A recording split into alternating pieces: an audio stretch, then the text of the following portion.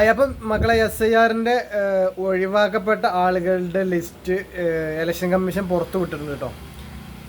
അപ്പോൾ അതിന് റീസൺ കൊടുത്തിട്ടുണ്ട്. ഇപ്പോൾ മരണപ്പെട്ട ആളുകളാണെങ്കിൽ അതിൻ്റെ ഡെത്താണ്, അതിൻ്റെ റീസൺ കൊടുത്തിട്ടുണ്ട്. ഷിഫ്റ്റഡ് അങ്ങനെ പലതും അതിൽ റീസൺ കൊടുത്തിട്ടുണ്ട്. അപ്പോൾ നിങ്ങളുടെ ബൂത്ത് തലം വെച്ചിട്ട്, ഇപ്പോൾ നമ്മൾ എവിടെയാണോ ബൂത്ത് ആ ബൂത്തിൽ വെച്ചിട്ട് ആ ബൂത്ത് തലം വെച്ചിട്ട് നമ്മൾ സെർച്ച് ചെയ്ത് നോക്കി നമ്മുടെ പേര് അതിൽ നിന്ന് ഒഴിവാക്കപ്പെട്ടിട്ടുണ്ടോ ഇല്ലേ എന്ന് ജസ്റ്റ് ചെക്ക് ചെയ്ത് നോക്കട്ടോ.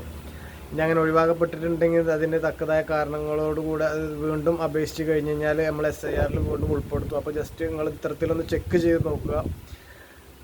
അപ്പോൾ നമുക്ക് നേരെ ഞാൻ വീഡിയോയിൽ കാണിച്ചു തരട്ടെ എങ്ങനെ ചെക്ക് ചെയ്യുക എന്നുള്ളത്.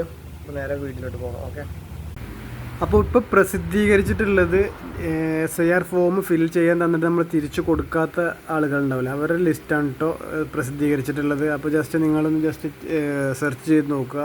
ലിങ്കിൽ ഞാൻ താഴെ വെക്കാം.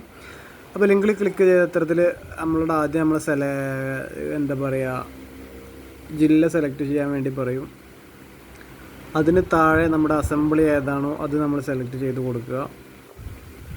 അതിന് താഴെ പാർട്ട് നെയിം എന്നുള്ള ഭാഗത്ത് നമ്മളുടെ എല്ലാവിധ പേരുകളുണ്ടാവും കേട്ടോ.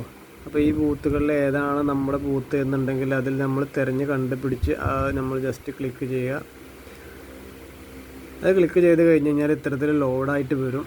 അതിനുശേഷം ഇവിടെ നമുക്ക് ഡൗൺലോഡ് എന്നുള്ളതിൽ ക്ലിക്ക് ചെയ്ത് കഴിഞ്ഞ് കഴിഞ്ഞാൽ ഇപ്പോൾ നമുക്കിവിടെ അതിൻ്റെ ലിസ്റ്റ് ഇവിടെ വന്നിട്ടുണ്ട് കേട്ടോ. അപ്പോൾ ഇത്തരത്തിൽ ജസ്റ്റ് ഒന്ന് ചെക്ക് ചെയ്ത് നോക്കുക. നിങ്ങൾ ആരെങ്കിലും കുടുംബത്തിൽ ആരെങ്കിലും കൊടുക്കാത്ത ആളുകൾ ഉണ്ട് എന്നുണ്ടെങ്കിൽ ഇത്തരത്തിൽ ചെക്ക് ചെയ്ത് കണ്ടുപിടിക്കാം. അപ്പോൾ മറ്റൊരു വീഡിയോ ആയിട്ട് വീണ്ടും വരാം. നന്ദി, നമസ്കാരം, താങ്ക് യു.